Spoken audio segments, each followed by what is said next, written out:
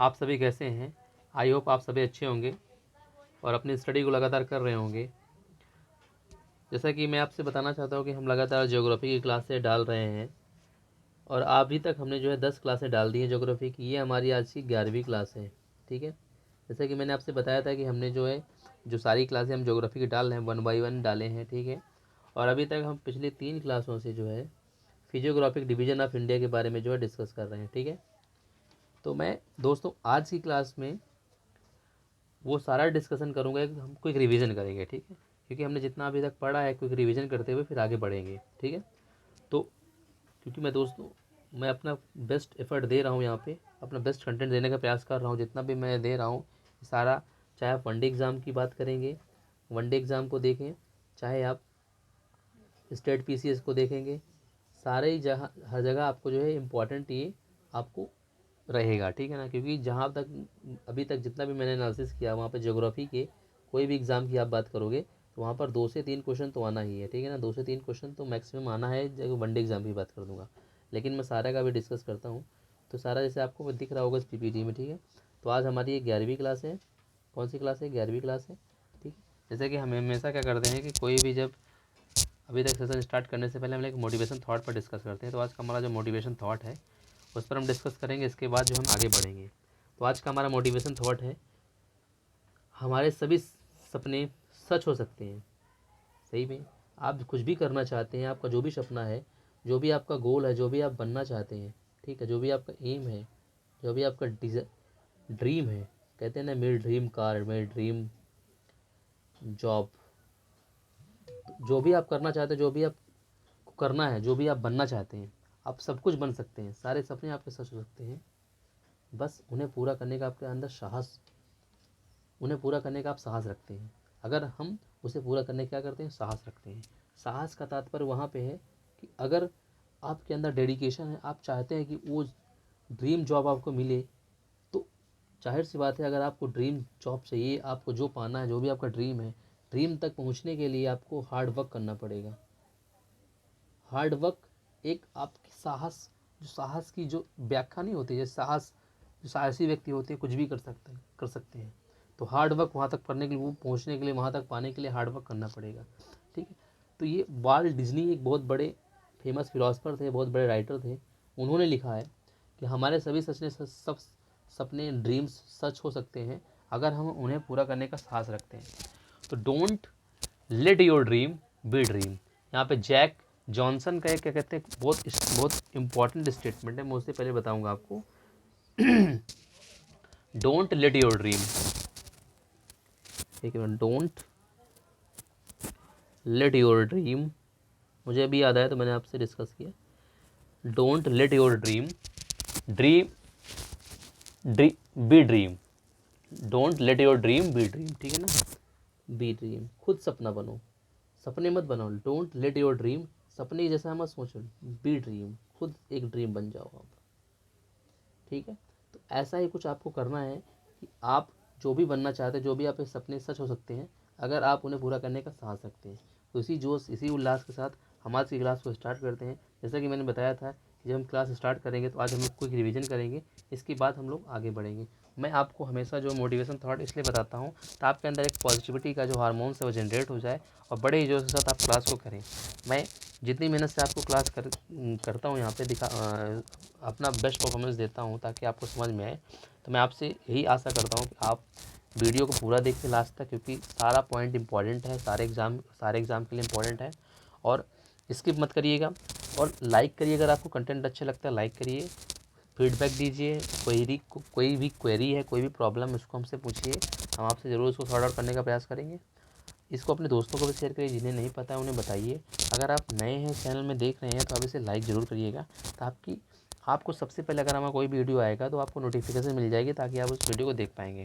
ठीक है, तो आई होप, मैं यही आशा करता हूँ कि मैं आपको अच्छा कंटेंट दे पाऊँगा, समझा पाऊँगा।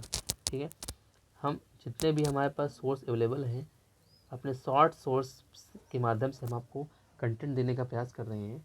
हमारा यही होप है कि हम आपको अच्छा कंटेंट दे पाएँ और आपकी बहुत अच्छे से हेल्प कर पाएँ। ठीक है, आज की क्लास हम लोग स्टार्ट करते हैं और आज की क्लास में जो इम्पोर्टेंट पॉइंट है उस पर हम लोग डिस्कस करेंगे। क्विक रिवीजन करते हुए हम लोग जो है आगे बढ़ेंगे। जैसा कि मैंने हमेशा बताया है कि हम लोग आज पहले क्विक रिवीजन करेंगे जितना भी हम लोग आज पढ़ चुके हैं, क्योंकि ये भी जानना ज़रूरी है कि हम लोग जो पढ़ चुके हैं उसको एक सरसरी निगाहों से हम लोग को समझ में आना ज़रूरी होता है। ठीक है, आज हम उसके बारे में पहले एक थोड़ा मोटा जानने का प्रयास करेंगे, जिसके हम लोग आगे बढ़ेंगे। जैसा कि मैंने बताया था कि अभी हम जो लगातार हम लोग फिजियोग्राफिक डिवीज़न ऑफ इंडिया पढ़ रहे हैं, फिजियोग्राफिक, ठीक है, डिवीज़न ऑफ इंडिया पढ़ रहे हैं, डिवीज़न ऑफ इंडिया। ठीक है दोस्तों, तो इस पर हमने जिन जिन पॉइंटों पर डिस्कस कर लिया है, सारे पॉइंटों को हम लोग एक मैप के माध्यम से, एक मैप बनाते हुए डिस्कस करेंगे। ठीक है, इसके बाद हम लोग आगे बढ़ेंगे। जिस फिजियोग्राफिक डिवीजन में मैंने बताया था कि जब हम लोग डिवीजन किए थे, हम लोग जनरली इसको 5 भागों में बांटे थे। ठीक है, लेकिन भाग तो 8 थे, लेकिन 5 को हम लोग डिस्कस किए थे। जैसे हमने पहले बात की थी नॉर्थ और नॉर्थ ईस्ट रेंज की बात करती, नॉर्थ और नॉर्थ ईस्ट रेंज की बात की, north and north east range की बात करी थी। मैं शॉर्ट फॉर्म में लिख रहा हूँ, ठीक है, समझाने के लिए आपको। दूसरा हमने बात किया था प्लेन की बात करी थी, प्लेन मतलब गंगेटिक प्लेन। ठीक है, तीसरा हम लोग डिस्कस कर चुके, तीसरा हम लोग पार्ट में डिवाइड किए थे कि हम लोग किसका, पेनिनसुलर प्लेटू मतलब प्रायद्वीपीय पठार की बात कर रहे थे, प्रायद्वीपीय पठार के बारे में डिस्कस करेंगे। फिर चौथा हम लोग बात करने वाले थे तटीय मैदान की, कोस्टल प्लेन की, तटीय मैदान की बात करने वाले थे। ठीक है, और छठा हम लोग डिस्कस करने वाले थे, सॉरी पाँचवा हम लोग डिस्कस करने वाले थे, इम्पॉर्टेंट पॉइंट था, कौन था, भारत के द्वीपसमूह island of India, island of India. In point पर हम लोग डिस्कस कर रहे थे। जैसा कि मैं आपको बता रहा हूँ कि अभी हम लोग इस समय जो है इस पर हम लोग चर्चा कर रहे हैं लगातार, हम लोग 3 क्लासों से north and north east ranges के बारे में हम लोग चर्चा कर रहे हैं। मैं आगे बढ़ता हूँ, आपको बताता हूँ कि नॉर्थ ईस्ट और नॉर्थ ईस्ट रेंज में हमने क्या डिस्कस किया था। North and north east range में हम लोग क्या डिस्कस कर चुके थे, इस पर हम लोग एक सरसरी निगाहों से देखेंगे। फिर हम लोग जो है आगे बढ़ेंगे, क्योंकि हमेशा क्या होता है कि जब हम लोग आगे बढ़ के निकलते हैं तो हमें पता होना चाहिए कि हमने किन किन पॉइंटों पर डिस्कस कर लिया है। जैसा कि हमें बताऊँ आपको कि हम लोग रिलीफ के बारे में जान चुके हैं, उच्चावच क्या होते हैं, मैंने आपको रिलीफ बता दिया था, कितने टाइप के होते हैं, फर्स्ट सेकेंड और थर्ड, मैंने सारा आपको बता दिया था कि फर्स्ट सेकेंड थर्ड क्या क्या होते हैं, रिलीफ होते क्या, इनके बारे में डिस्कस कर चुका था। फर्स्ट में क्या क्या आते हैं, कॉन्टिनेंट आते हैं, ओशियन आते हैं। द्वि में क्या आते हैं, आंतरिक बल के द्वारा जो मैदान बनते हैं, पठार बनते हैं, वो आते हैं। और तीसरे में हमने क्या, घाटियाँ, प्रपात और पुलिन बीच की बात करी थी, ये सारा हमने रिलीफ में बात किया था। फिर दूसरे पॉइंट में हम लोग पहुँच गए थे कि अगर जो हमारा रिलीफ बना हुआ है तो फॉर्मेशन ऑफ रिलीफ कैसे था। दूसरे में हमने बात किया था फॉर्मेशन ऑफ रिलीफ, हमने बात किया था फॉर्मेशन ऑफ रिलीफ की। तो मैं दोस्तों इसलिए आपको बता रहा हूँ ताकि आपको पता चल सके कि हमने किन किन पॉइंट पे डिस्कस कर लिया था।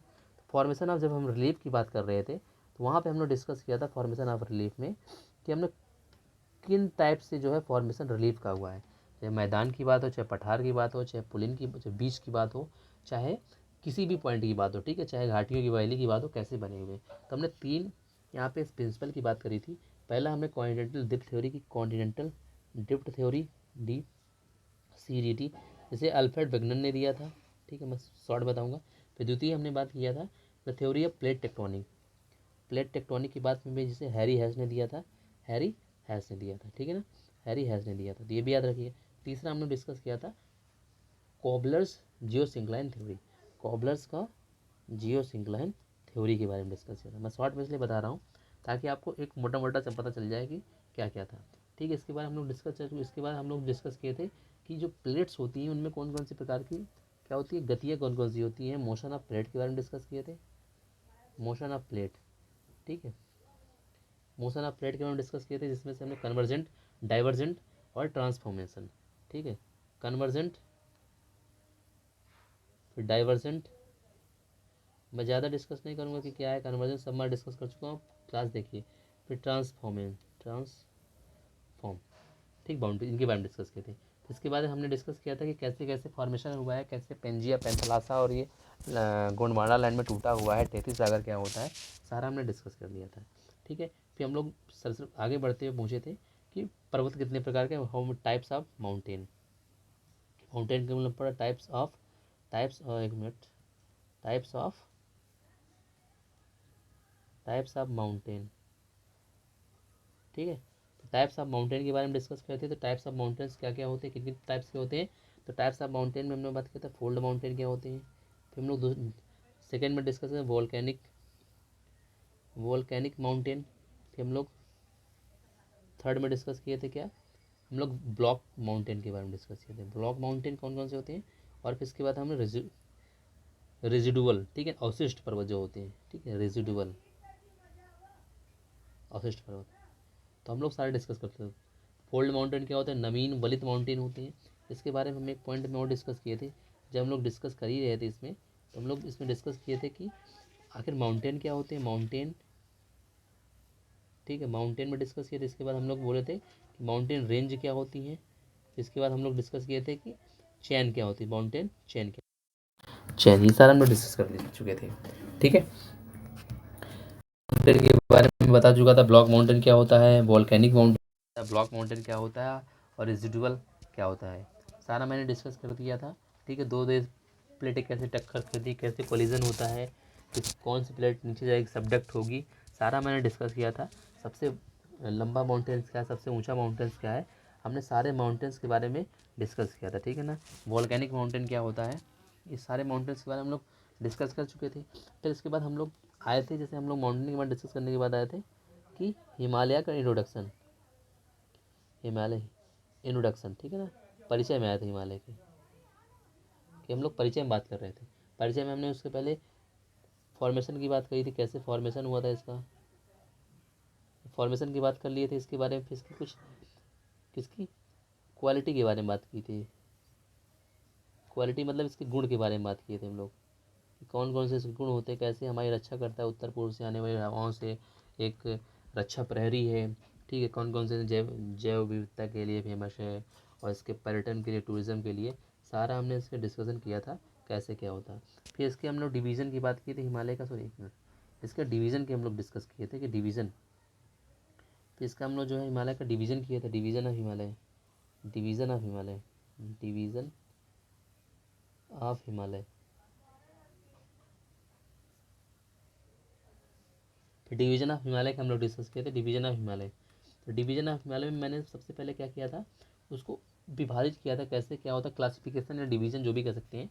तो अगर मैं बात करूँ इसको, हमने क्रोनोलॉजिकल डिवीज़न किया था, फिर रीजनल डिवीज़न अभी पढ़ना है। तो हम लोग जो पहला हमारा डिवीज़न था क्रोनोलॉजिकल, ठीक है, क्रोनोलॉजिकल डिवीज़न जो था, क्रोनोलॉजिकल डिवीज़न जो था हमारा, वो हम लोग ख़त्म कर चुके हैं। आज हम डिस्कस करने वाले थे रीजनल डिवीज़न की, किसकी, रीजनल डिवीज़न की। क्रोनोलॉजिकल डिवीज़न हम लोग डिस्कस कर चुके थे, आज हम लोग रीजनल डिवीज़न, प्रादेशिक विभाजन के बारे में डिस्कस करेंगे।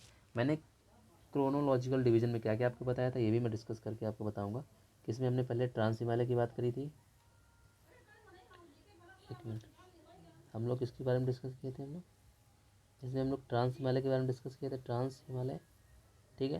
फिर इसके बाद हम लोग ग्रेट हिमालय के बारे में डिस्कस किए थे, ग्रेट हिमालय, ठीक है। फिर इसके बारे में हम लोग तीसरे नंबर में मिडिल हिमालय, मिडिल हिमालय। फिर इसके बाद शिवालिक हिमालय, शिवालिक हिमालय, ठीक है। इसके बाद ट्रांस हिमालय में हमने किसके बारे में डिस्कस किया था, काराकोरम रेंज,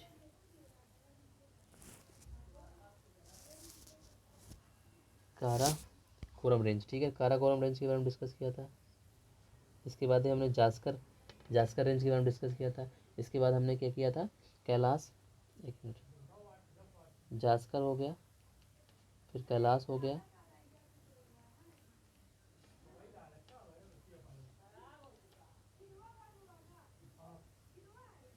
कैलाश के बारे में डिस्कस किया था, जास्कर, कैलाश। और इसके बाद हम लोग आ गए थे, किस में आ गए थे, हम लोग आ गए थे लद्दाख, ठीक। ये सारा हम लोग अभी तक डिस्कस कर चुके थे, सारे हम रेंजेस का। तो ग्रेट हिमालय में आया था, ग्रेट हिमालय में हम लोग डिस्कस कर लिए थे, कौन कौन से पार्ट के डिस्कस किए थे। फिर ग्रेट हिमालय में हम लोग माउंट एवरेस्ट देख लिए थे, माउंट एवरेस्ट, माउंट एवरेस्ट देख लिए थे। एक मिनट मैं इसको कलर चेंज करूँ ताकि आपको सही से समझ में आ जाएगा। हम लोग माउंट एवरेस्ट के बारे में डिस्कस कर लिए थे, माउंट एवरेस्ट के बारे में डिस्कस कर लिए थे। पॉइंट 1 किसके, महान हिमालय में, ठीक है ना, महान हिमालय में। इसके बाद माउंट एवरेस्ट के बाद हम लोग कंचनजंगा, मकालू, अपर्णा, धौलागिरी, नामचा पर्वत सारा हम लोग डिस्कस कर लिए थे। इसके बाद हम लोग किस में डिस्कस कर लिए थे, मिडिल हिमालय में आ गए थे। मिडिल हिमालय में हम लोग पीर पंजाल रेंज की बात कर लिए थे, पीर पंजाल, ठीक है। पॉइंट 1 पीर पंजाल के बारे में हम डिस्कस कर लिया था। धौलाधार, नागटिब्बा, धौलाधार, नागटिब्बा,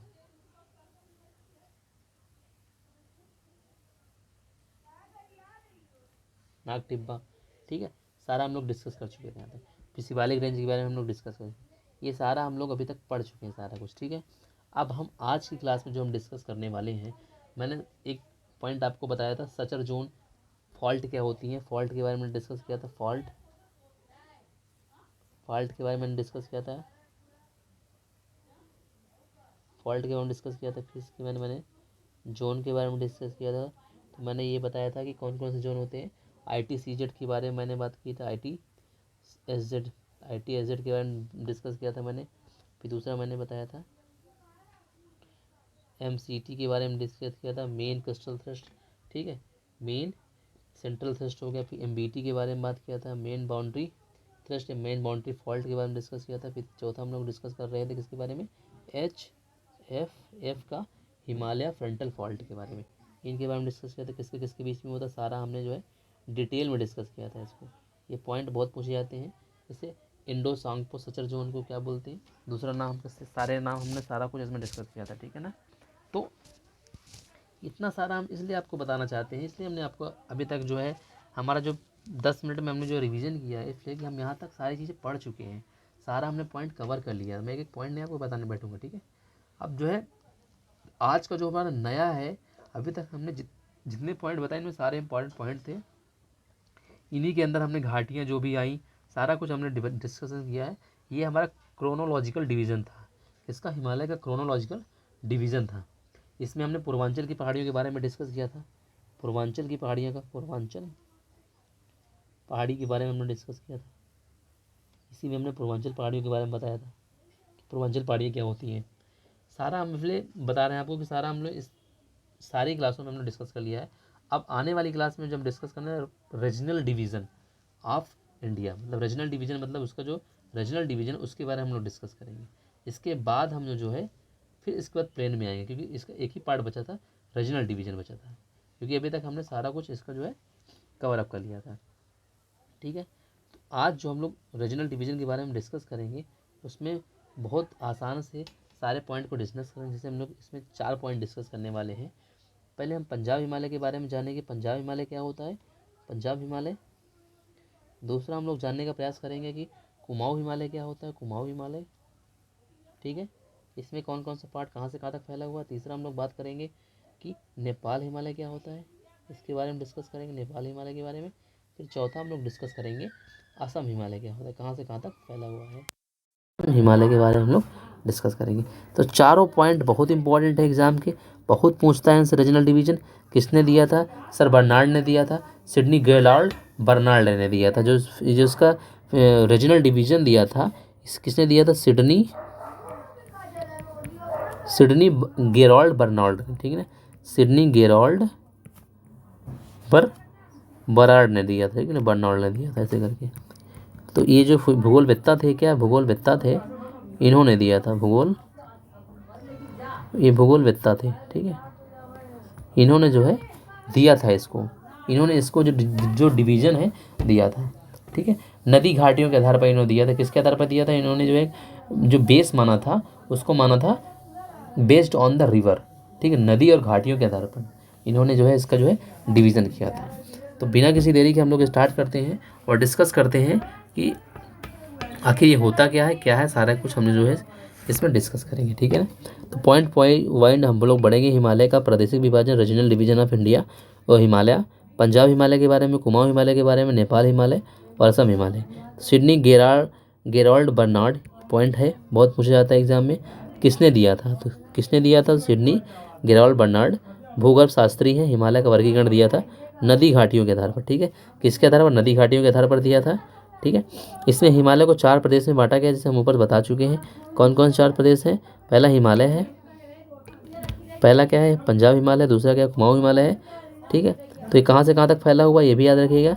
पंजाब हिमालय सिंधु और सतलज के बीच का ही क्षेत्र जो कहलाता है पंजाब हिमालय है। सतलज और काली नदी के बीच का क्षेत्र कुमाऊं हिमालय है। और काली नदी तीस्ता नदी के बीच का हिमालय नेपाल हिमालय है। और तीस्ता और दिहांग नदी के बीच का क्षेत्र क्या कहलाता है? तीस्ता और दिहांग नदी क्षेत्र क्या कहलाता है? हिमालय, असम हिमालय कहलाता है, ठीक है। तो सारा रीजन दिया। पंजाब हिमालय देखो यहाँ पे है, कुमाऊं हिमालय यहाँ पे है, नेपाल हिमालय यहाँ पे है और असम हिमालय यहाँ पड़ जाता है। तो आप इस मैप के तरीके देख लीजिए कि इंडस और सतलज दोनों के बीच का क्षेत्र क्या कहलाएगा? ये क्या कहते हैं? पंजाब हिमालय हो गया। और यहाँ पे काली और सतलज नदी हो गया, यहाँ पे काली नदी हो गया। तो दो नदियों के बीच का क्षेत्र क्या कहलाएगा? कुमाऊं हिमालय कहला गया, ठीक है। मैं एक बार पेन बदल के आपको समझाऊंगा तो आपको ज़्यादा समझ में आएगा। फिर इसके बाद काली नदी और तीस्ता नदी, 2 नदियाँ होंगी। 2 नदियों के क्षेत्र का क्षेत्र क्या कहलाएगा? ये नेपाल हिमालय कहलाएगा। नेपाल नदी और यहाँ पे जो है दिहांग नदी हो गई। यहाँ पे कौन सी नदी हो गई? दिहांग हो गई। तो इन दोनों के बीच का क्षेत्र क्या कहलाएगा? असम हिमालय कहलाएगा। तो सारा ऐसे करके जो है दिखाया गया है, ठीक है। तो आप इसको एक बार अपने आप से समझिएगा, मैंने आपको अपने आप समझा दिया है, ये मैं अपने आप समझ लीजिएगा, ठीक है। अब हम आगे बढ़ते हैं और डिस्कस करते हैं। ये पॉइंट पूछा जाता है कि पंजाब हिमालय किन 2 क्षेत्र के बीच में है? तो सिंध और सतलज नदियों के बीच का क्षेत्र पंजाब हिमालय। सतलज के बाद काली नदी के बीच का क्षेत्र कुमाऊं हिमालय। काली के बाद तीस्ता नदी आती है जो सिक्किम से निकलती है, तो ये काली और तीस्ता के बीच का क्या कहलाता है? नेपाल हिमालय। और तीस्ता और दिहांग क्या कहलाता है? असम हिमालय कहलाता है। तो बड़े आसानी से आप समझ सकते हैं, याद कर सकते हैं। तो रीजनल डिवीजन के बारे में हम लोग डिस्कस कर रहे थे। रीजनल डिवीजन में सारा कुछ दिखाया गया। ये देखो, ये जो रीजन है एक बार हम इसमें डिस्कस करते हैं। देखो, ये जो रीजन ये वाला कहलाता है, ये वाला पंजाब हिमालय हो गया, ठीक है, जैसे पंजाब हिमालय दिखाया गया। इसके बाद कुमाऊं हिमालय हो गया, ये सारा ये रीजन कुमाऊं हिमालय हो गया। इसके बाद नेपाल हिमालय का ये वाला रीजन हो गया। असम हिमालय का रीजन ये वाला हो गया, ठीक है। तो यहाँ पे दिखाया गया सही से। तो यहाँ पे वेस्टर्न काली नदी सतलज नदी के बीच का, यहाँ पे तीस्ता नदी और यहाँ पे दिहांग नदी, ऐसे करके जो है दिखाया गया है सारा। इसमें आप सही से समझिएगा और देखो आपको समझ में आएगा पूरी बात, सारी चीज़। इसमें काली नदी और तीस्ता नदी दिहांग नदी, ईस्टर्न हिमालय, ये वेस्टर्न हिमालय, ठीक है। तो यहाँ पे जो फैला हुआ ऐसे करके मैं करेंगे तो ये ईस्टर्न हो जाएगा, ये वेस्टर्न हो जाएगा। तो ऐसे करके जो है इसमें इस मैप में भले अच्छे से दिखाया गया है, ठीक है। तो आप इसको समझिएगा, आपको सारी चीज़ समझ में आएगी। सारी चीज़ 1 बाय 1 जो है इसमें बताई गई। आप देखिएगा रीजनल हिमालय कैसे क्या है, JNK और हिमालय का क्षेत्र कहलाता है, ठीक है। इंडस और सतलज के बीच का एरिया कहलाएगा इंडस और सतलज के बीच का एरिया कहलाएगा, 1 मिनट मैं इसको आप इसको, हाँ, ये सतलज हो गया, ये इंडस हो गया, इसके बीच का क्षेत्र ये हो गया, तो पंजाब हिमालय हो गया, ठीक है। तो ये वेस्टर्न हिमालय का पार्ट, ये वेस्टर्न हिमालय में आएगा। कौन सा पार्ट आएगा? सतलज और तीस्ता नदी के बीच का भाग आएगा, जिसे कुमाऊं हिमालय कहते हैं, वेस्टर्न हिमालय में आएगा। फिर नेपाल हिमालय कहाँ कहाँ पे आएगा? एक काली और तीस्ता के बीच का क्षेत्र जो कहलाएगा ये नेपाल हिमालय हो गया, ठीक है। सिक्किम हो गया, यहाँ पे सिक्किम दिख रहा होगा, भूटान यहाँ पे है। और यहाँ पे अरुणाचल प्रदेश से असम हिमालय कहलाएगा, जो कि दिहांग नदी यहाँ से घुसती है नागटिब्बा से, ठीक है ना, नामचा बरवा से। तो ये भी याद रखिएगा, ठीक है। अब आगे बढ़ते हैं और बात करते हैं कश्मीर हिमालय आखिर है क्या, कौन सा पार्ट कश्मीर हिमालय कहलाता है, कौन कौन सी विशेषताएं हैं, किसके कारण ये बहुत जाना जाता है, सारा कुछ हम लोग जो है डिस्कस करेंगे 1 बाय 1, ठीक है। तो बात करते हैं अवस्थिति, इसकी पोजीशन क्या है, लोकेशन क्या है। सिंधु से लेकर सतलज नदी तक 560 किलोमीटर का डिस्टेंस कहलाता है। कितना? 560 किलोमीटर का डिस्टेंस है। सिंधु से सतलज नदी तक है, सिंधु से सतलज नदी तक है, ये भी याद रखिएगा। विस्तार इसका कितना है? जम्मू कश्मीर हिमाचल प्रदेश में इसका विस्तार है, ठीक है। कौन कौन सी श्रेणियाँ आती हैं? काराकोरम, लद्दाख, जास्कर, पीर पंजाल, 4 श्रेणियाँ आती हैं, ठीक है, मैं बता चुका हूँ। ये सारा काराकोरम, लद्दाख, जास्कर जो है ट्रांस हिमालय का है, पीर पंजाल जो है महान हिमालय का है, सॉरी मध्य हिमालय का है, ठीक है। अब बात करते हैं प्रमुख दर्रे कौन कौन से। जोजिला, पीर पंजाल, काराकोरम, 3 दर्रे हैं। घाटियाँ हैं, कश्मीर घाटी, पठानकोट है, पठानकोट का नाम आप सुने होंगे। जब ग्लेशियर की बात करूँगा, सियाचिन, बाल्टोरा, वियाफको, हिस्पर, ये सारे ग्लेशियर हैं। वैष्णो देवी, अमरनाथ और चराय शरीफ का जो है यहाँ पे, मतलब यहाँ पे जो प्रमुख तीर्थ स्थान है। घास के मैदान कौन से हैं? गुलमर्ग, सोनमर्ग। तो यही ये घास के मैदान जो कि जम्मू कश्मीर में मर्ग कहलाते हैं, और यही बुग्याल कहलाते हैं, कहाँ पे? उत्तराखंड में, ठीक है। और यहाँ पे फ्रेश वाटर की जो झीलें हैं, डल बूलर झील है इसमें, ठीक है। लवड़ी जो साल्ट वाटर के लेक है, पैगोंगसे लेक जो बहुत बड़ा मुद्दा था, और सोमरी झील है, ठीक है, याद रखिएगा, पैगोंगसे लेक और सोमरी झील। बुद्र कश्मीरी भाषा में करेवा स्थानीय बुद्ध जो है यहाँ पे एक स्थान है जिसे कश्मीरी भाषा में करेवा कहते हैं। करेवा चिकनी मिट्टी का मैदान होता है, ये भी याद रखिएगा। अब आगे बढ़ता हूँ मैं कुमाऊं हिमालय को। सारा हम लोग पॉइंट में डिस्कस किए हैं कि इसमें कौन कौन सा पार्ट आता है। पूछ लेगा गुलबर्ग हिमालय प्रादेशिक हिमालय में किसके अंतर्गत आता है, तो ये किसके अंतर्गत आएगा, ये पंजाब हिमालय के अंतर्गत आएगा। ठीक है, अब मैं बात करूँगा पश्चिमी ढाल और गढ़वाल, पश्चिमी भाग गढ़वाल और पूर्वी कुमाऊं का कुमाऊं हिमालय कहलाता है। ठीक है, अवस्थित इसकी क्या सतलज नदी से लेकर काली नदी तक है, 320 किलोमीटर का क्षेत्र है। इसमें कौन कौन चोटियाँ आती हैं, बद्रीनाथ, केदारनाथ, त्रिशूल, मांगा, गंगोत्री, यमुनोत्री, हेमकुंड साहिब, नंदा देवी, कामित। तो यहाँ पे नंदा देवी याद रखिएगा, कामत याद रखिएगा, बद्रीनाथ, केदारनाथ, त्रिशूल याद रखिएगा, यमुनोत्री, गंगोत्री, ये पॉइंट हेमकुंड साहिब पूछ सकता है। तो यहाँ प्रमुख नदियाँ कौन कौन सी हैं, गंगोत्री से गंगा नदी निकलती है, यमुनोत्री से यमुना नदी निकलती है, ये भी याद रखिएगा। पंचप्रयाग यहीं पर है, देवप्रयाग, रुद्रप्रयाग, कर्णप्रयाग, विष्णुप्रयाग, नंदप्रयाग, पांचों मिलकर नंदप्रयाग पंचप्रयाग बनाते हैं। ठीक है, देवप्रयाग बहुत इंपॉर्टेंट क्योंकि यहाँ पे ही अलकनंदा भागीरथी नदी से मिलके क्या कहलाती है, इधर से आती है भागीरथी। ठीक है, इधर से आती है, एक मिनट मैं इसको आपको अच्छे से समझा देता हूँ। इधर से आती है भागीरथी,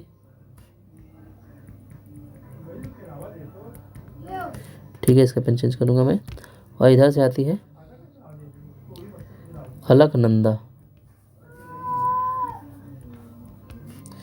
और यहाँ पे जब मिल जाते हैं तो ये क्या कहलाता है, देवप्रयाग कहलाता है। क्या कहलाता है, एक मिनट,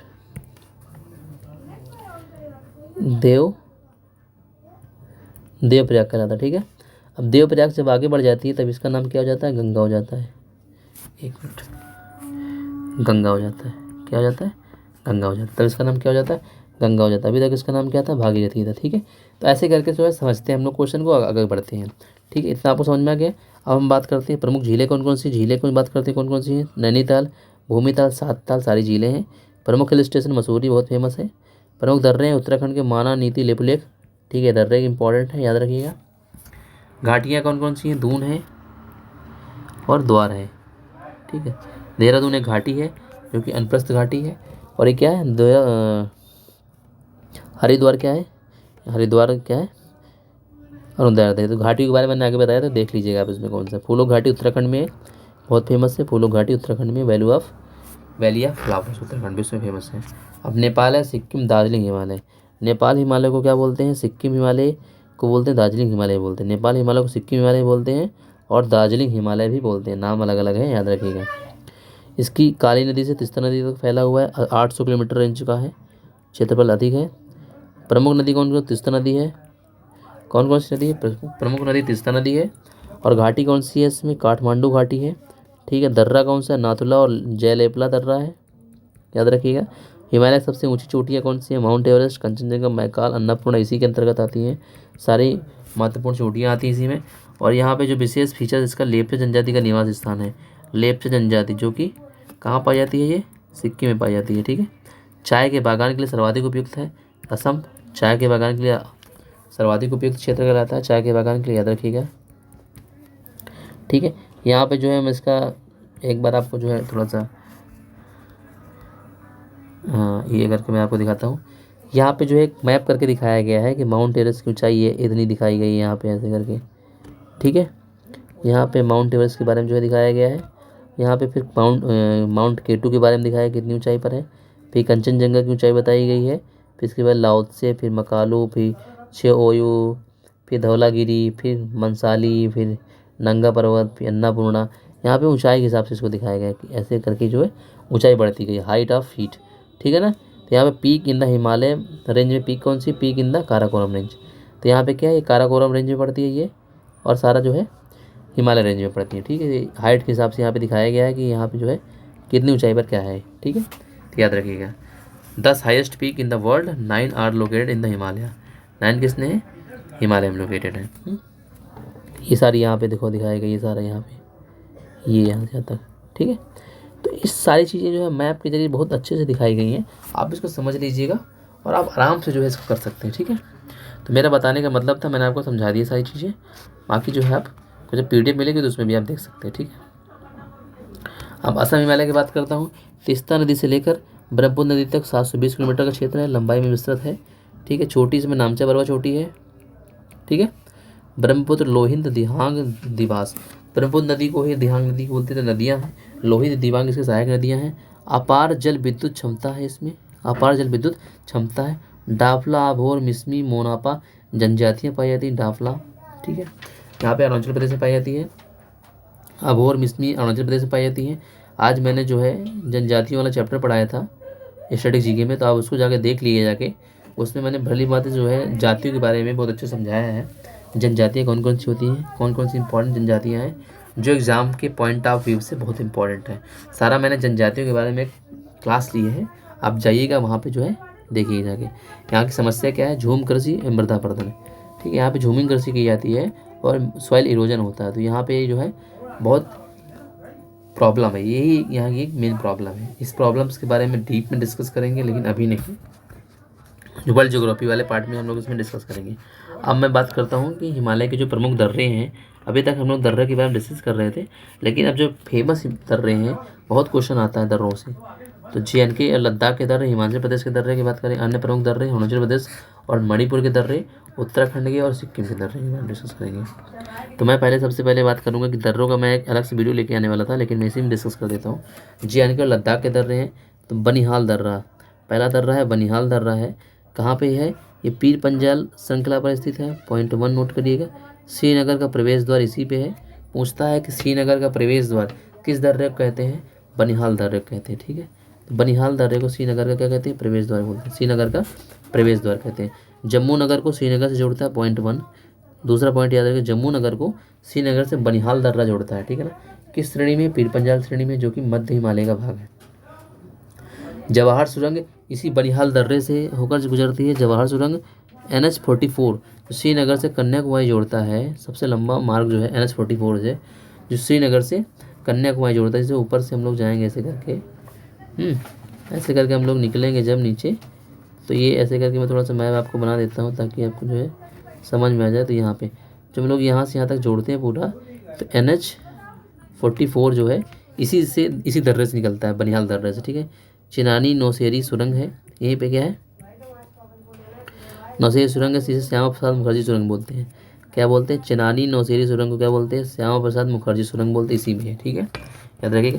एशिया की सबसे लंबी द्विदिशात्मक राजमार्ग है। एशिया की बात हो रही है यहाँ पे, भारत की सबसे बड़ी है, लेकिन एशिया की सबसे द्विदिशात्मक, एशिया की सबसे लंबी द्विदिशात्मक राजमार्ग है।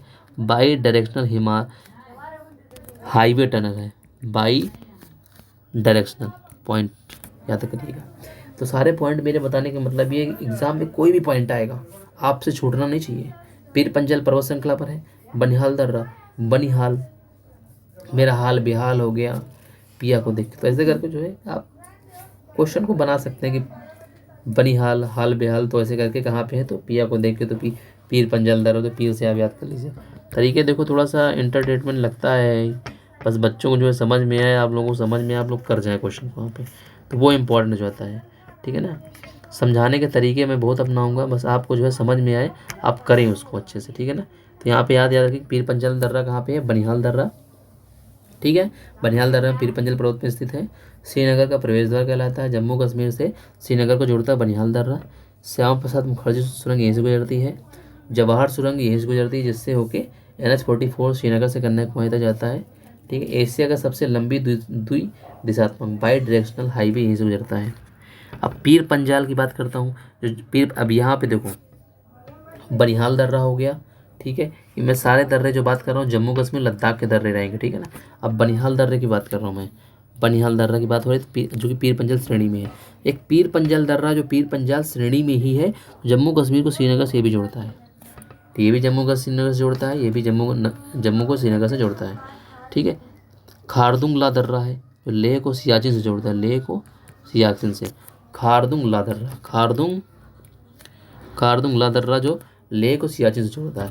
फिर बुर्जिल है जो श्रीनगर से गिलगित को जोड़ता है। बुर्जिल दर्रा भारत के मध्य से एशिया के लिए प्रवेश, बुर्जिल दर्रा जो है भारत से मध्य एशिया में, अगर भारत से आप मध्य एशिया जाना चाहते हैं तो एक प्रमुख दर्रा है। तो क्वेश्चन पूछ सकता है कि भारत से मध्य एशिया में जाने का प्रमुख दर्रा कौन सा है, तो बुर्जिल दर्रा है। बुर्जिल दर्रा जो श्रीनगर से गिलगित को जोड़ता है। ठीक है, जोजिला दर्रा की बात करूंगा कि जोजिला दर्रा कौन सा है, इसी से NH1 हाईवे गुजरता है। जोजिला दर्रा जास्कर पर्वत श्रेणी पर है, ठीक है ना। मैंने बताया था कि काल के घर जाकर जास्कर से मिला, तो वहाँ पे कैलाश से मिला काल के घर जाकर, तो कैलाश, लद्दाख, जास्कर, और हम लोग किसकी बात करें, कैलाश पर्वत श्रेणी काराकोरम की बात करें थे, ठीक है ना। तो जोजिला दर्रा जहाँ पे NH1 गुजरता है, यहाँ से क्या गुजरता है, NH1 गुजरता है, एक मिनट, यहाँ से NH1 गुजरता है, जो जास्कर पर्वत श्रेणी पर है। कहाँ पे, जास्कर पर्वत श्रेणी पर है। देखो मैं इसलिए सारे पॉइंट आपको बता रहा हूँ ताकि आपके दिमाग में जो है सारे पॉइंट एक बार में फिट हो जाएं। बार बार आपको जो ये ना करना पड़े कि नहीं हमें नहीं याद हो रहे हैं। पॉइंट को बड़े दिमाग से जो है याद करना है, क्योंकि कभी कभी होता है कि पॉइंट दिमाग से स्किप हो जाते हैं, ठीक है। एक बार, दो बार, तीन बार, चार बार, कई बार आपको जो पढ़ना पड़ेगा, तब जाके आप जो है कर पाएंगे। मैं इसमें एक ट्रिक भी आपको बता देता हूँ दर्रों की। एक ट्रिक इम्पॉर्टेंट है, फेमस है, आप देखिए मैं तो बताता ही रहता हूँ, लेकिन ट्रिक भी थोड़ा सा दिमाग में रखिएगा, जिससे जो है आपको आसानी से जो है याद हो जाए, ठीक है। तो मैं इस पर ट्रिक भी आपको बता देता हूँ, लेकिन पहले आपको मैं बता देता हूँ, इसके पहले सारा कुछ कर लेते हैं, देख लेते हैं कैसे क्या है, इसके बाद मैं इसको ट्रिक आपको बाद में बताता हूँ, ठीक है ना। तो ये मैं अभी तक जो है जम्मू कश्मीर और लद्दाख के दर्रों के बारे में बता रहा था। तो इसमें जो मैं एक ट्रिक आपको बता देता हूँ, जोजिला दर्रा जैसे NH1 है, जास्कर पर्वत श्रेणी से पर है, ठीक है ना। तो एक ट्रिक आप जो है इसमें आप मोटा मोटा देख लीजिए। जैसे जम्मू कश्मीर के बुका पीर जो बनी जमूरे, ऐसे करके एक है, ठीक है, बुका पीर जो बनी जमूरे, ठीक है, बुका पीर जो बनी जमूरे, ऐसे करके जो है, ठीक है। तो आप इसको ऐसे याद करिएगा, ठीक है। जैसे बुका है तो इसमें क्या हो गया, बुर्जिल दर्रा हो गया, ये क्या हो गया, बुर्जिल दर्रा हो गया। तो बुर्जिल दर्रा यहाँ पे हो गया, बुर्जिल, ठीक है। बुर्जिल दर्रा तो मैं बता चुका हूँ, श्रीनगर से गिलगित को जोड़ता है, जो कि मध्य एशिया को जाने का रास्ता है। फिर का से काराकोरम दर्रा हो गया, पी से, ठीक है, पी से पीर पंजाल दर्रा हो गया, ठीक है, जो से जोजिला दर्रा हो गया, बन से बनिहाल दर्रा हो गया, जो कि जमूरे से जम्मू कश्मीर में है, ठीक है ना। तो सारा बुका पीर जो बनी जरूर, बुर्जिल दर्रा, काराकोरम, पीर पंजाल, जोजिला, अभी जोजिला मैंने बताया कि जस्कस पर्वत श्रेणी पर है, NH1 से गुजरता है यहाँ से, और बनिहाल दर्रा है, ठीक है, जो बनिहाल जम्मू कश्मीर श्रीनगर को जोड़ता है, जवाहर सुरंग गुजरती है, NH44 जाता है, सारा कुछ बताया मैंने। जम्मूरे मतलब जम्मू कश्मीर में है। अब हिमाचल प्रदेश के दर्रों की बात करते हैं। हिमाचल प्रदेश के प्रमुख दर्रे, बारालाचा दर्रा जो मनाली से लेह को जोड़ता है, मनाली बहुत अच्छा यहाँ पे जो है फेमस टूरिज्म प्लेस है, मनाली से लेह को जोड़ता है। जास्कर रेंज पर ये भी है, ठीक, जोजिला भी जास्कर रेंज पर है। चिनाब नदी का उद्गम पॉइंट, चिनाब नदी का उद्गम, चिनाब नदी का उद्गम यहीं से बारालाचा दर्रा से होता है। वाटर डिवाइड द, यहाँ पे क्या कर देता है, ये वाटर को डिवाइड कर देता है बिटवीन भागा एंड युआन में, वाटर डिवाइड बिटवीन भागा और युआन, इसी के द्वारा क्या होता है, इस दर्रा के द्वारा क्या होता है, वाटर डिवाइड हो जाता है भागा और युआन में, ठीक है। तो यहाँ पे जो है हम लोग बात कर रहे थे, किसकी हम लोग बात कर रहे थे, बारालाचा दर्रा की। ये बारालाचा दर्रा, यहाँ पे ये दर्रा, पहला दर्रा हम लोग बारालाचा दर्रा के बारे में पढ़े, ठीक है। चिनाब नदी का उद्गम। रोहतांग दर्रा मनाली से भी लेह को जोड़ता है, ठीक है ना, मनाली से लेह को जोड़ता है, एंड मनाली से लेह मतलब Kullu valleys with the Lahaul Spiti, ठीक है ना। तो यहाँ पे Kullu valley with the Lahaul Spiti valleys, ठीक है। तो यहाँ पे ये याद रखिएगा, ठीक है। मैं यहाँ पे मनाली को बता दिया हूँ। फिर रावी नदी का उद्गम यहीं से होता है, रावी नदी का उद्गम किससे होता है, रोहतांग दर्रे से होता है, और धौलाधार पर्वत श्रेणी पर, कहाँ पे ये धौलाधार पर्वत श्रेणी पर है, ठीक है। याद रखिएगा धौलाधार पर्वत श्रेणी जो कि मध्य लघु हिमालय का भाग है, धौलाधार। जास्कर जो है ट्रांस हिमालय का भाग है, याद रखिएगा, ठीक है। अटल सुरंग कहाँ से गुजरती है, इसी रोहतांग दर्रे से गुजरती है, पॉइंट बहुत इंपॉर्टेंट पॉइंट है, इसको याद रखिएगा कि अटल सुरंग कहाँ से गुजरती है, जवाहर सुरंग कहाँ से गुजरती है, अटल सुरंग दोनों याद रखिए, जवाहर सुरंग बनिहाल दर्रे से है, और अटल सुरंग रोहतांग दर्रे से, जो मनाली से लेह को जोड़ता है, मतलब Kullu valleys with the Lahaul Spiti valleys, Kullu valley और लाहौल स्पीति वैलीज के बीच में है। रावी नदी का उद्गम है, धौलाधार पर्वत श्रेणी पर है, जो कि मध्य हिमालय लघु हिमालय का भाग है। अटल सुरंग गुजरती है, ठीक है। अब बहुत इंपॉर्टेंट है इस हिमालय, ये सेकंड नंबर में, ठीक है। अब यहाँ पे ये हो गया। अब सिपकीला दर्रा हो गया, सिपकीला दर्रा की बात करते हैं। सिपकीला दर्रा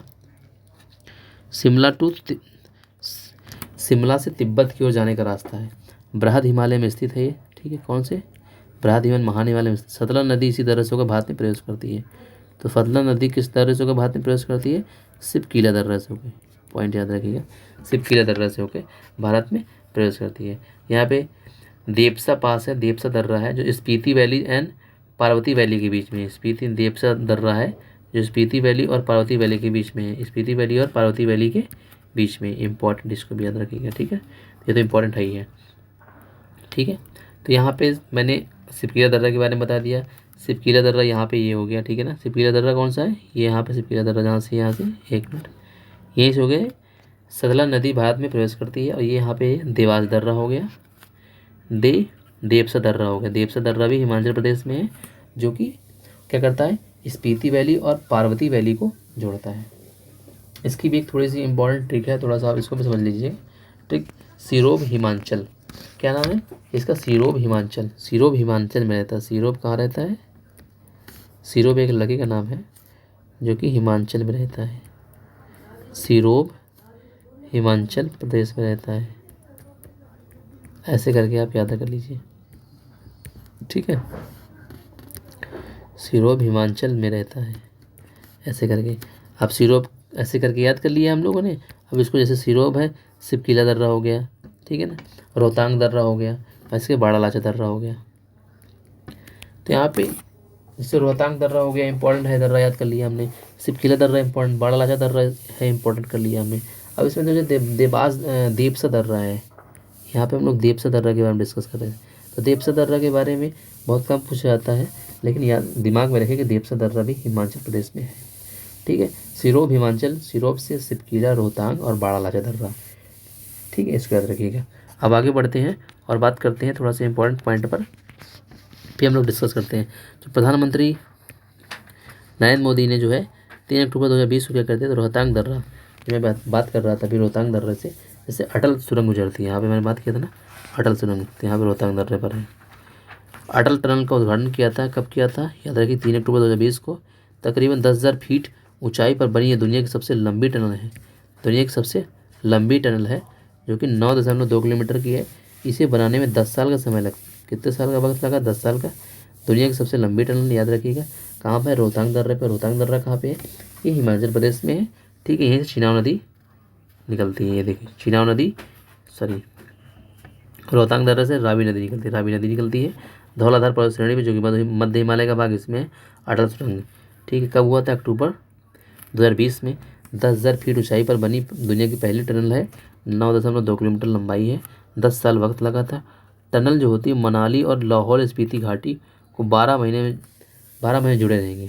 मतलब इस टनल से क्या रहेगा कि जो मनाली है और लाहौल स्पीति घाटी है, से 12 महीने से जुड़े रहेंगे, ठीक है।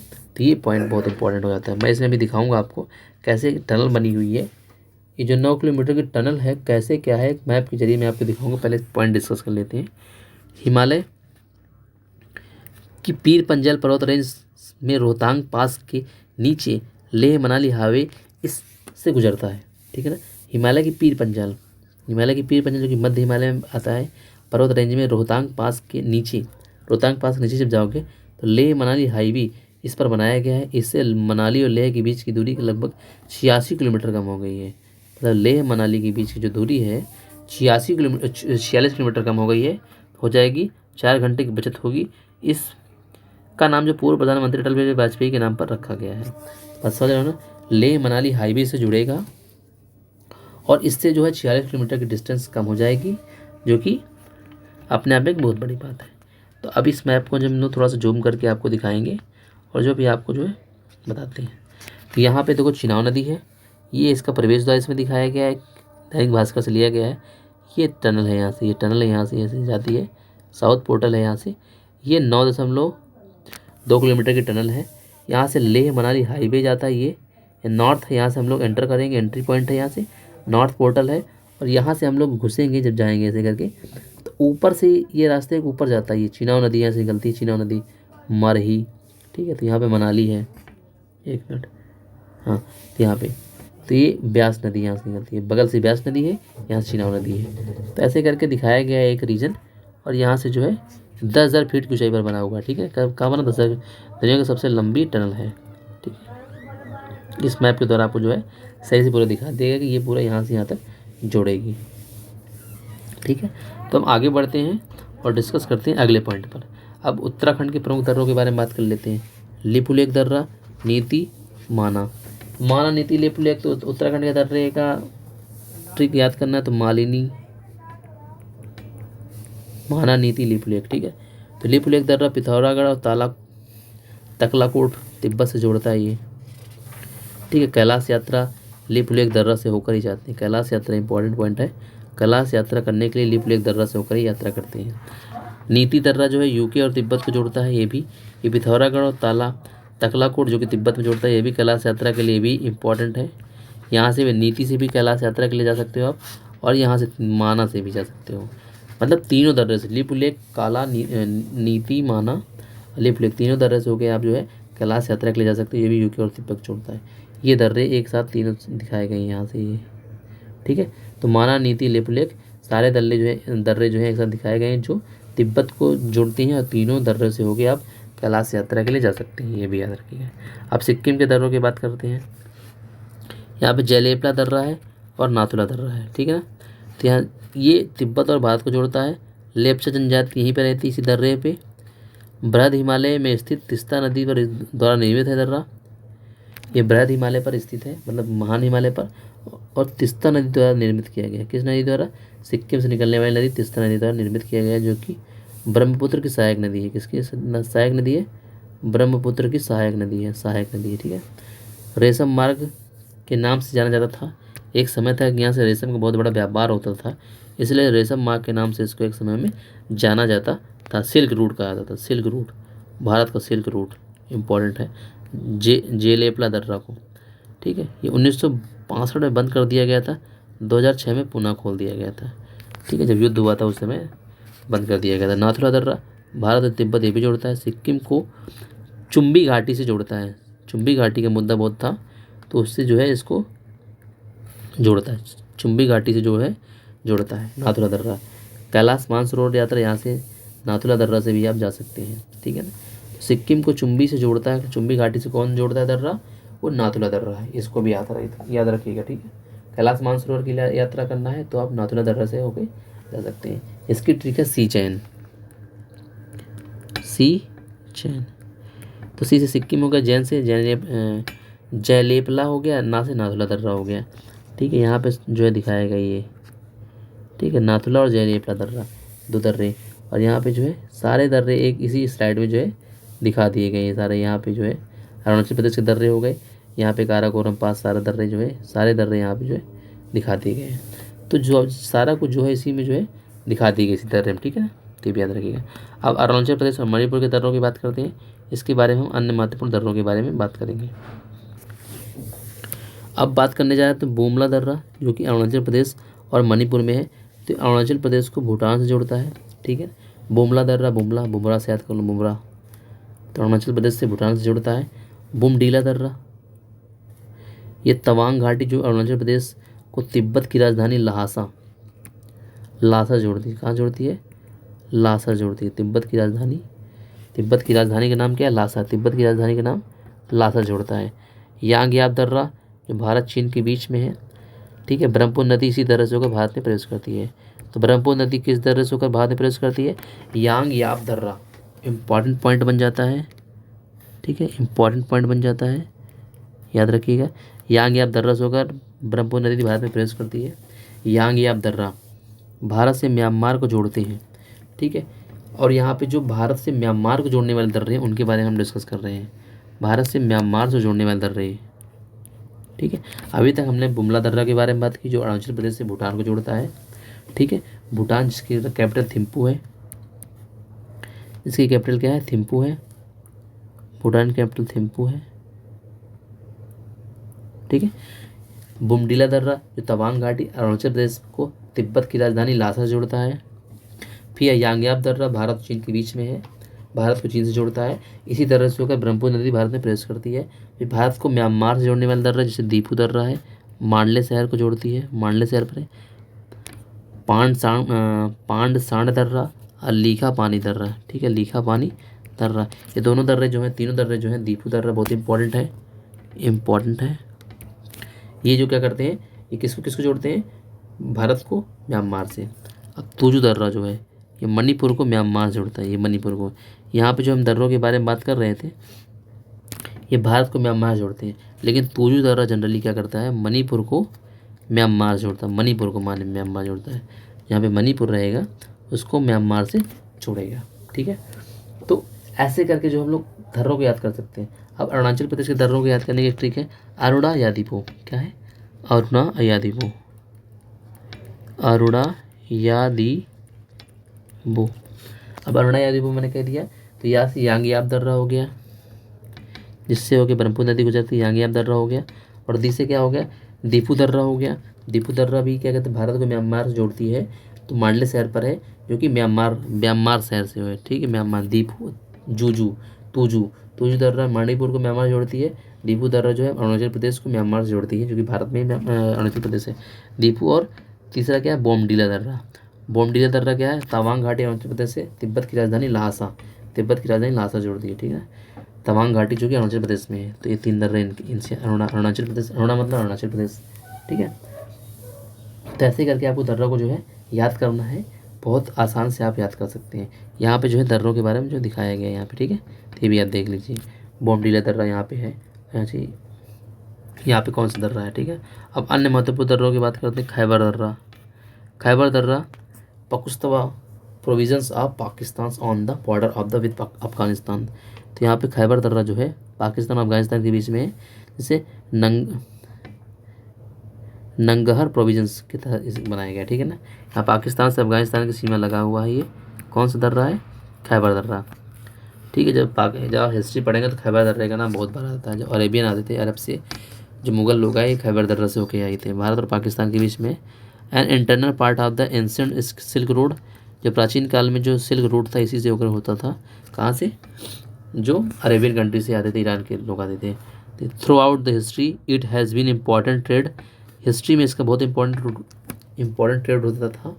Root between the central Asia से इंडिया के बीच में, जो इंडियन सब कॉन्टिनेंट और सेंट्रल एशिया सारे देश जो भी आते थे यहाँ से, इसी दर्रे से होके, खैबर दर्रे से होके ही आते थे, ठीक है ना।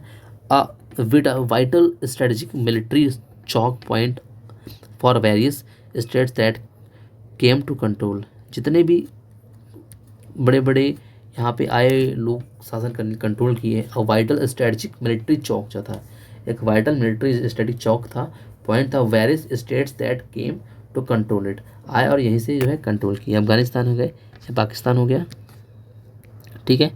अफगानिस्तान, पाकिस्तान, इंडिया हो गया यहाँ पे, ठीक है। लाहौर हो गया, तो यहीं पे क्या कहते हैं, यहाँ पे खैबर दर्रा यहाँ पे था। इंडिया हो गया, खैबर दर्रा। तो इंडिया में आने के लिए जो है खैबर दर्रा बहुत इम्पॉर्टेंट रोल था। इंडिया में आना है तो खैबर दर्रा से जो है आते थे। Bolan pass, Toba Kakar range of Balochistan provinces in the western Pakistan 120 kilometre from the Afghanistan border, Afghanistan पे, ठीक है ना। Bolan river valley from Hindi, it is made of the number of narrow gorge and stretches, ठीक है। Bolan pass is located in the south east of Quetta, south east Quetta में है, बना हुआ है, ठीक है। और Mehrgarh is located near the बोलन पास। मेहरगढ़, जो मेहरगढ़ था वो क्या है, मेहरगढ़, जब हिस्ट्री का नाम पढ़ेंगे मेहरगढ़ का नाम आएगा, मेहरगढ़, एंसेंट हिस्ट्री पढ़ेंगे तो मेहरगढ़ का नाम आएगा। ये क्या है, इसी बोलान पास के नज़दीक में बसा हुआ है, located in the near the बोलन पास, बोलन पास के नज़दीक में है। तो यहाँ बोलन पास यहाँ पे आपको दिख रहा होगा ये मैप में। हड़प्पा, मेहरगढ़, मोहनजोदड़ो, लोथल सारे जो है बोलन पास के आसपास में है, ठीक है ना। पूछता है कि बोलन पास कहाँ पे है, तो ये मेहरगढ़, हड़प्पा, मोहनजोदड़ो, लोथल के आसपास में पड़ता है। ये अपने इंडिया पड़ता है ये, ठीक है, इंडिया हो गया ये पास में सारी चीज़ें होंगी, ठीक है। तो इसको भी दिमाग में आपको रखना है। अब आगे बढ़ते हैं और बात करते हैं भारत की प्रमुख घाटियों की, मेजर वैलीज ऑफ इंडिया। तो प्रमुख घाटियों के बारे में बात करते हैं। तो मैं चाहता हूँ दोस्तों कि मैं आगे की क्लास स्टार्ट करने से पहले मैं जो है, अभी हम लोग 54 मिनट की क्लास कर चुके हैं, 54 मिनट। आई होप क्लास बड़ी नहीं हो जानी चाहिए, इसलिए आज की क्लास को हम लोग यहीं पे एंड करेंगे, यहीं पे बंद करेंगे क्लास को। और अगली क्लास जो हमारी रहेगी, अभी अप्रॉक्स 1 से 2 क्लास हो सकती हैं, फिजियोग्राफी नॉर्थ और नॉर्थ ईस्ट माउंटेन की, क्योंकि कुछ पॉइंट अभी बचे हुए हैं जो डिस्कस करना है। जैसे मैं घाटियों के बारे में डिस्कस करूँगा, इसके बाद जो है कुछ अदर फैक्ट हैं उनके बारे में डिस्कस करेंगे। तो अप्रॉक्स 1 से 2 क्लास और हो सकती है दोस्तों, मैं सारे पॉइंट कवर कर दूंगा। मैं आपसे वादा करता हूँ कि इसके बाहर से कुछ क्वेश्चन नहीं आएगा। इंडियन ज्योग्राफी से क्वेश्चन आएगा तो आप ज़रूर करके आएंगे, हिट करके आएंगे। बस आपको ईमानदारी से पढ़ना है, पढ़ेंगे नहीं तो ऐसे नहीं हो पाएगा, ठीक है ना। पॉइंट है 1-2 बार में नोट्स बनाएंगे, करेंगे, तब जाके आपके जो है पॉइंट क्लियर अप हो जाएंगे, ठीक है। इस बात को जो है दिमाग में आपको रखना है, और सारे पॉइंट आप कर पाएंगे इस बात की मैं जिम्मेदारी लेता हूँ। बस आप दिमाग से सारे एक भी पॉइंट को स्किप नहीं करना है, सारा शुरू से अंत तक करना है। और मैं आशा करता हूँ कि आप क्लास को देखेंगे और अपने दोस्तों को बताएंगे। अगर वीडियो अच्छी लगती है तो लाइक शेयर सब्सक्राइब करिएगा, ठीक है ना, क्योंकि इतनी मेहनत से बनाते हैं तो कहीं ना कहीं हम भी आशा करते हैं कि बच्चों को अच्छा लगे। अगर अच्छा लगे तो बच्चे इसको जो है फीडबैक ज़रूर दें। फीडबैक इसलिए हम लोग कहते हैं कि ताकि हमें इससे मोटिवेशन मिलता है। अगर बच्चों को अच्छा लगता है, बच्चे अगर उसमें प्लस पॉइंट देते हैं कि अगर अच्छी लगी है तो हमें मोटिवेशन मिलता है और हम अच्छा इससे बेहतर करने का जो है प्रयास करते हैं। तो ठीक है, तब तक के लिए बाय बाय, टेक केयर। फिर मिलते हैं जो हमारी नेक्स्ट क्लास रहेगी, नेक्स्ट क्लास में फिर मिलते हैं। वो हमारी क्लास 12 रहेगी, ठीक है, हमारी 11वीं क्लास है। क्लास 12 पे फिर मिलेंगे और फिर इसी तरह धमाकेदार चीज़ों पे डिस्कस करेंगे, पॉइंट पे डिस्कस करेंगे। तो तब तक के लिए टेक केयर, बाय बाय।